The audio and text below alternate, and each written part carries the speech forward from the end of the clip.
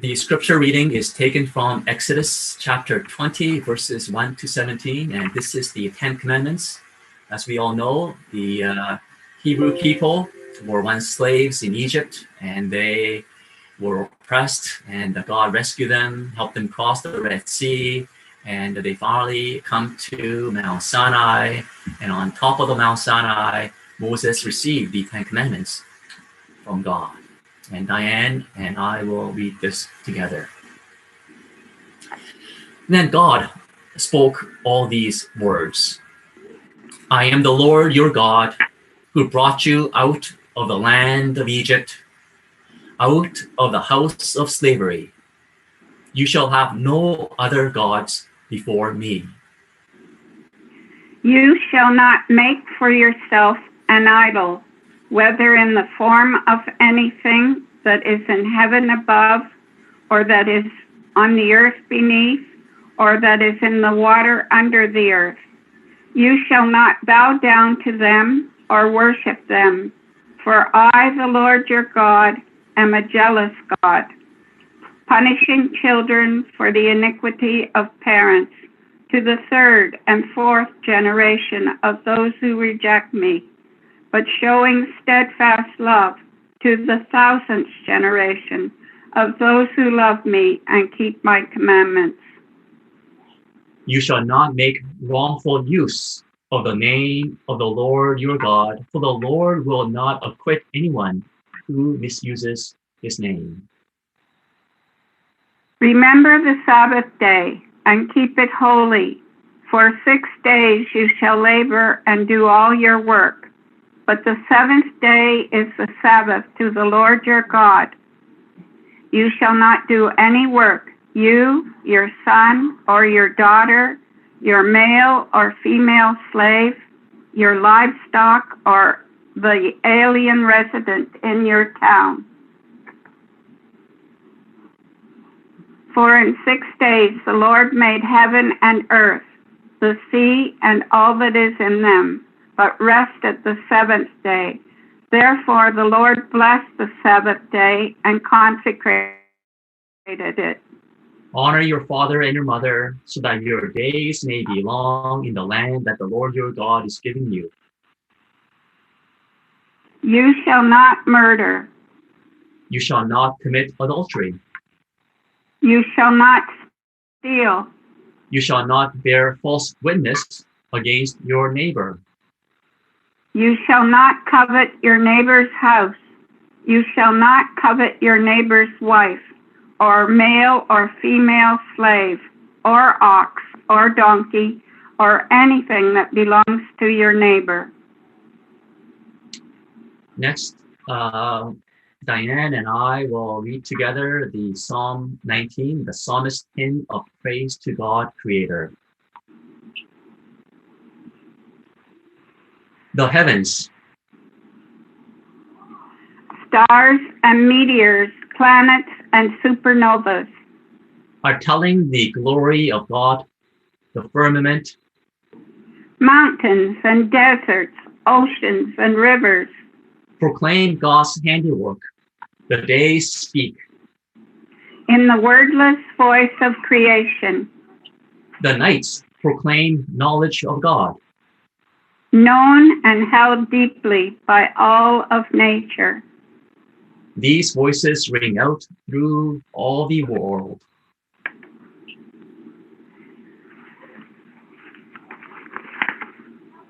Resounding through all time into all ends of the earth. The sun encircles the earth with joy. As the bridegroom embraces his community with his joy. Nothing is concealed from this radiance. The law of God is like the sun. Nothing is hidden from it.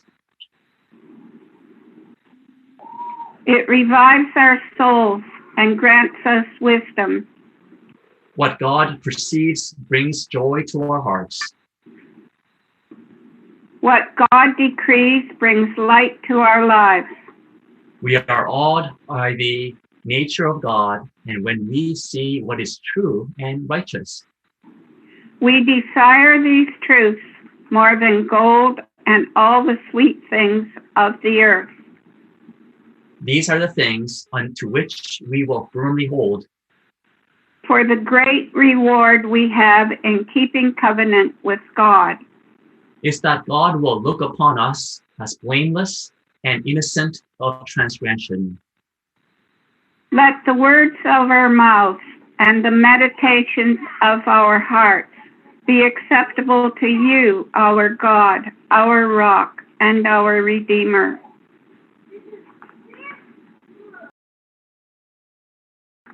There is a song by a United Church singer and composer, Linnea Good, and the song is entitled, How Then Shall I Live? There are all kinds of answers to that question. For some, their lives evolve around following Instagram stars, sports teams, and celebrities, all of whom the Bible would say are idols. There is, however, a Chinese proverb which is among my all-time favorites. It states, if you want to be happy for 1 hour, then take a nap. If you want to be happy for 1 day, then go fishing. If you want to be happy for 1 week, then go on a vacation. If you want to be happy for 1 month, then get married. If you want to be happy for 1 year, then inherit a fortune. But if you want to be happy for the rest of your life, then help others. The problem is that it is so easy to take an afternoon nap, go fishing, go on vacations, and have fun spending someone else's money. Helping others is not that sexy. Yet, that's the secret sauce many of us have discovered. For the Hebrew slaves who lived, suffered, and were oppressed under the Egyptian overlords for generations, they found freedom and they needed a new way of living. The problem is that if one only knows oppression and exploitation, then they will perpetuate that practice. Certainly, God knew better and God provided them with a new set of laws, especially as they were about to enter into the promised land. We have all heard about the 10 Commandments ever since we were young. These are treated as the laws, but they may also be understood as directions or teachings. When I was a teenager, I joined a drum and bugle corps, and we traveled all the way down to Miami, Florida for the World Championship. There, we stayed in a high school gym, and on the wall of the boys' locker room, there was a sign. It stated, if God were a coach, then he would have given us 10 suggestions. Obviously, the sign was put up by a coach as a reminder to all the other coaches that suggestions work a lot better than commandments for teenagers. 10 suggestions may work well for student athletes, but the 10 commandments are not kindly suggestions. Rather, they express the purposeful will of God for the people of God. Those who ignore or go against the divine teaching do so at their own peril, not because God is standing over them with a hammer, but because the teachings describe the way of life. To ignore them, one wanders into the ways of death and destruction. For example, can you imagine a society where it would be okay to lie, steal, and murder without any legal consequences? It would be absolutely horrifying to live in that kind of society. The 10 Commandments paints a different kind of reality. We may find it harmless to covet neighbor's new iPhone, car, clothes, and vacation. In fact, our whole economy and advertising industry relies on it, and they know exactly how to exploit our weaknesses and temptations. We may also think it is no big deal to do work on the Sabbath, whether it is office work or mowing the lawn. In fact, Our society values productivity. We may justify ourselves by thinking, what's the harm? But by prohibiting these things, the Ten Commandments challenge all the ways in which we understand reality. God, in giving us the Ten Commandments, is saying to us, trust me, those other teachings are not good for you. The life you think they bring you is not real life. Apparently, the Babylonians also had an element of the Ten Commandments. They prohibited work on the seventh day. Their reasoning was that it will bring bad luck. That is understandable. If one works without a break, then there will be tiredness and exhaustion that could lead to illnesses and accidents, which could be seen as bad luck. In Judaism, however, we are to keep the Sabbath, keep it holy and not work. Why? Even God rested on the seventh day. We are to imitate the Holy One. In fact, the Ten Commandments can be seen not as a series of rules, but rather as a way of imitating God, who does not kill, steal, covet, or who is ever faithful. It is the path to becoming holy.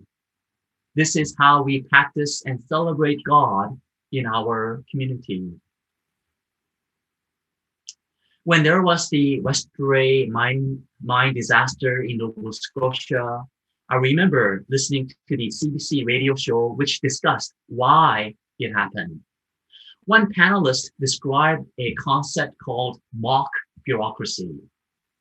An example of that would be a company management putting up a no smoking sign in the cafeteria. The workers ignore it, and the management does not enforce it. So it is called mock bureaucracy. The problem was that when it came to the Westray mining, the same thing happened with the safety protocols. The management was under a lot of pressure to increase productivity, and they ignored the safety rules. The workers, fearing the loss of jobs for speaking out, simply kept quiet. Consequently, on May 9th, 1992, there was a methane explosion killing all 26 miners working underground. The question is, how do we prevent the Ten Commandments and other teachings from becoming a mock bureaucracy? What I learned in my university philosophy class was that in order for the laws to be truly effective, we have to revere the laws.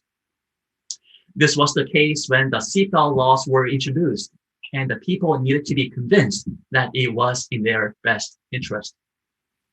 This is certainly true these days when it comes to wearing masks and keeping physical distancing. Unfortunately, there are people who do not trust the government nor science, so they simply ignore them. They probably will refuse to take the vaccine to their own peril as well. The beauty of the Ten Commandments is that it has been brought to us directly from God. We revere it as a sacred gift from God, and we trust that it leads to true life. Not all the laws, unfortunately, are the same. There's, of course, a law against adultery, but there's also the law to stone those who commit adultery. Nowadays, this seems incredibly violent and barbaric. Rather than giving the guilty the death penalty or shame the woman by having her wear the scarlet letter A, offering counseling is a much better way to go. God also told Adam and Eve to go forth and multiply. So there are certain Christians and Orthodox Jews who have 12 children or more. At the time of the instruction, the earth was empty. Now we have too many people. So we do have to use our intellect and understand the context in which the law was given and get to the heart of the message, keeping in mind who God is. So how then shall we live? Here is a joke about a Christian minister and a rabbi friend who got together for coffee. Keep the faith, the minister says when the two friends part. Keep the commandments, the rabbi responds. As we continue on our Lenten journey, let us keep both the faith and the commandments. They lead us closer to God, and they lead us to true life. We may also discover that they lead to happiness as well. Thanks be to God.